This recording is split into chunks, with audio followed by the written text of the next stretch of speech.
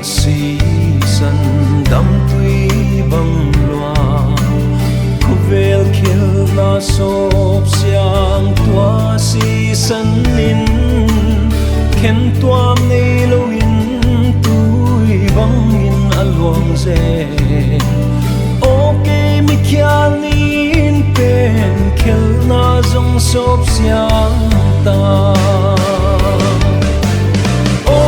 si san pa luang se linh la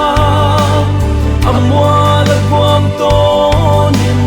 vật luang in o kamang thang khel na sa tang te hon kya in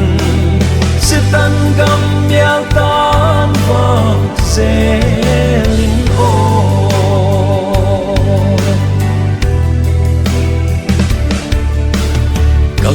sop siang na o tua si san pha na thu pha zan nai lo lung muang lai te lung sik sim thu le